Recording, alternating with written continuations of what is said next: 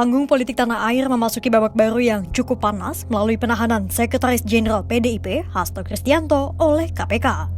Hasto yang biasanya tampil dengan seragam PDIP kini memenuhi halaman media dengan rompi oranye lengkap dengan borgol di tangan. Penangkapan Hasto bermuara pada dugaan perkara suap dan perintangan penyidikan yang menjerat Harun Masiku. Di tengah keruhnya suasana, Ketua Umum Megawati Soekarno Putri memilih untuk langsung turun gunung memegang komando utama partai. Megawati mengeluarkan titah kepada seluruh kader partainya yang menang pilkada untuk tidak mengikuti retret di Magelang. Perintah ini dikeluarkan Megawati untuk merespons penahanan Hasto Kristianto di KPK. Lantas, bagaimana nasib para kader PDIP?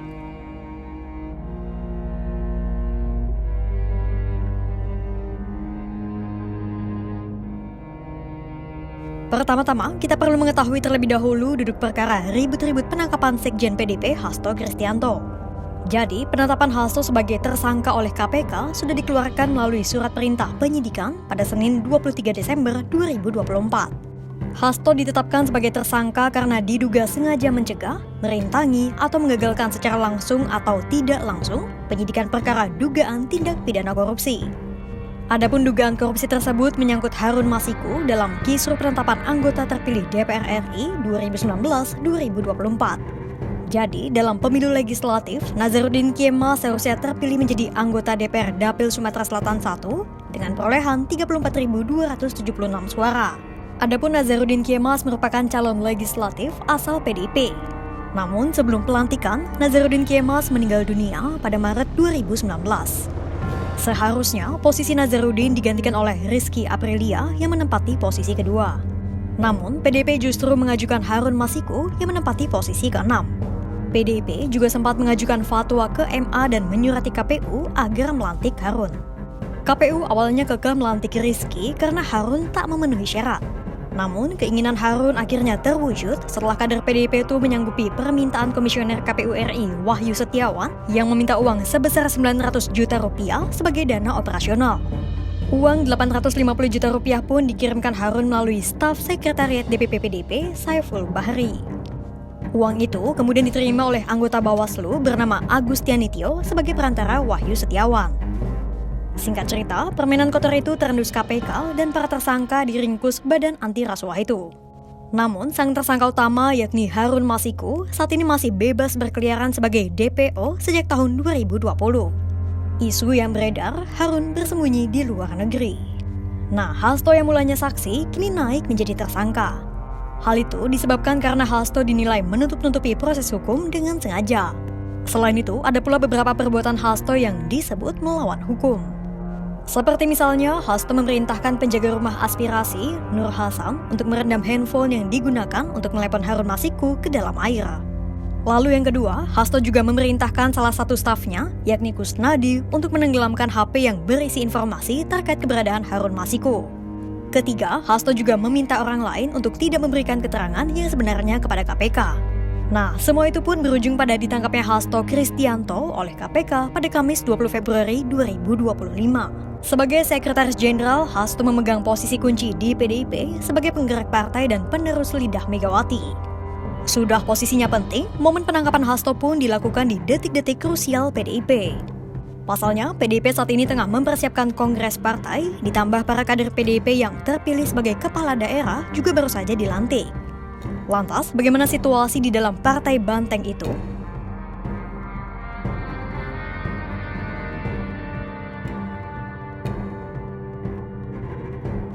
Megawati Soekarno Putri turun gunung. Orang nomor 1 di PDIP itu tak menunjuk pelaksana tugas alias PLT Sekjen untuk menggantikan Hasto sementara. Instruksi pertama-tama Megawati tertuang dalam surat instruksi DPP PDIP yang dikeluarkan pada 20 Februari 2025. Dalam surat itu, Megawati mentitahkan dua hal utama. Pertama, meminta kepala daerah dan wakil kepala daerah untuk menunda perjalanan mereka menuju Magelang, Jawa Tengah. Adapun di Magelang, Prabowo telah mengumpulkan semua kepala daerah untuk melakukan retret layaknya para Menteri Kabinet Merah Putih pada 21 sampai 28 Februari 2025. Sekiranya telah dalam perjalanan menuju Magelang, para kepala daerah juga diminta untuk berhenti dan menunggu arahan lebih lanjut dari Megawati. Kedua, para kader PDIP juga diminta untuk tetap menjaga komunikasi aktif dan standby commander call. Di luar surat edaran, Megawati juga berpesan kepada seluruh kader PDIP untuk tidak ada yang berbicara mengenai kasus hukum Hasto. Dilema pun menyelimuti benak para kepala daerah dan wakil kepala daerah asal PDIP. Antara mematuhi titah ketua umum atau mengindahkan perintah Prabowo Subianto selaku presiden di Indonesia.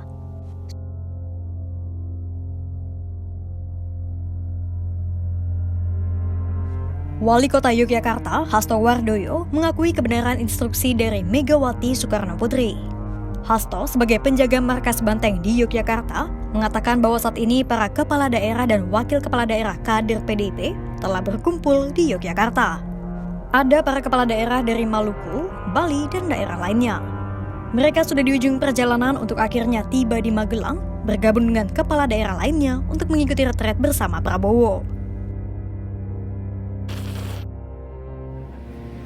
Ya, surat itu kan benar adanya, ya, sehingga teman-teman kepala daerah yang dari PD Perjuangan hari ini kan sudah banyak yang sampai di kota Jogja, sehingga tentu mereka kemudian menghentikan langkahnya, terus dia stay dulu di Jogja. Nah, saya kesini nemui teman-teman yang ada dari Maluku Utara, dari Babel yang sudah stay di sini. Nah, sekarang ini juga ada yang sudah di hotel lain, ya, seperti Pak Benur dari Bali, di hotel yang lain. Ya. Saya sebagai tuan rumah di Jogja, ya, saya nyambangi mereka. Untuk Pak Ato sendiri gimana Pak?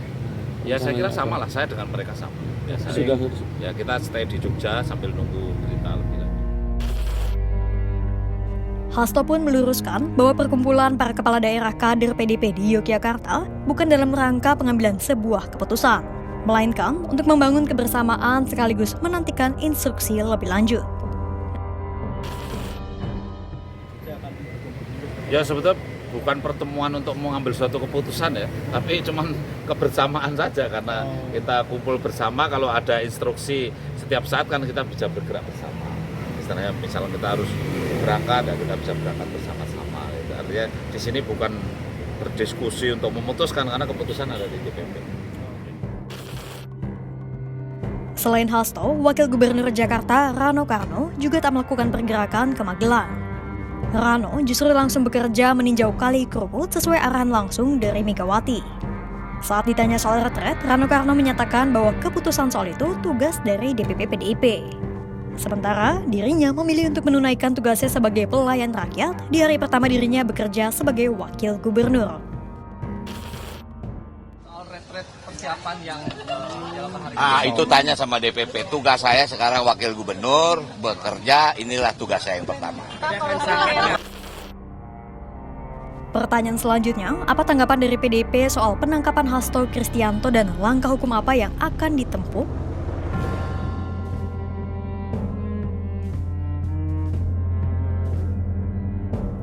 Kuasa hukum Hasto Kristianto, Roni Talapesi, menyebut penangkapan rekannya adalah penahanan politik. Hal itu Roni sampaikan pada Kamis 20 Februari 2025 dalam konferensi pers di kantor DPP PDIP, Menteng, Jakarta Pusat. Pertama, ini adalah penahanan politik. Dan ini adalah babak baru yang kami anggap sebagai serangan terhadap partai kami. Penahanan ini membuktikan informasi bahwa Sekjen PD Perjuangan Hasto Kristianto memang ditargetkan untuk ditahan sebelum kongres partai. Mengapa ditargetkan? Karena peran seorang sekjen sangat penting dalam sebuah organisasi partai politik. Penahanan ini adalah salah satu bagian dari operasi politik mengaut-aut partai. Tidak ada urgensi untuk melakukan penahanan. Sekjen Mas Hasto Kristianto selalu kooperatif dan kita juga masih mengikuti proses pra-peradilan. Kalau alasan untuk melarikan diri, Mas Hasto tidak akan kemana-mana dan selalu patuh dan datang setiap kali dipanggil. Sebagai sekjen partai, beliau juga sedang sibuk mengerjakan banyak agenda partai, termasuk menyiapkan Kongres, jadi tidak mungkin akan lari. Dalam kesempatan yang sama, Roni juga menyayangkan tindakan hukum yang dilakukan KPK. Menurutnya, penyidik KPK tidak mengindahkan proses pra-peradilan, kendati Pengadilan Negeri Jakarta Selatan telah menjadwalkan persidangan. Padahal, jika hakim pra-peradilan memutuskan penangkapan tersangka tidak sah di tengah proses pra-peradilan, maka tersangka harus dibebaskan.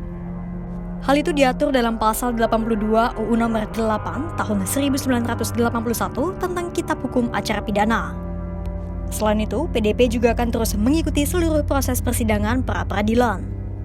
Tim hukum PDP juga sudah memasukkan 2 berkas perkara pra-peradilan terkait penetapan tersangka Hasto sebelumnya. Di tengah situasi masyarakat yang keruh akibat aksi Indonesia Gelap, dunia perpolitikan tanah air semakin digoyang usai salah satu tokoh politik Indonesia, Sekjen PDP Hasto Kristianto, ditangkap KPK. Megawati yang memegang komando partai mentitahkan para kadernya untuk tutup mulut sampai situasi terkendali. Sementara, para kepala daerah dan wakil kepala daerah kader PDIP yang seharusnya berkumpul di Magelang untuk mengikuti retret bersama Prabowo tertahan di Yogyakarta dan posnya masing-masing. Semua kader menyampaikan hal senada, menunggu arahan Ketua Umum Megawati Soekarno Putri. Kira-kira bagaimana kelanjutan polemik penangkapan Hasto Kristianto dan kader PDIP selanjutnya? Simak terus perkembangannya hanya di kanal YouTube Kompas.com.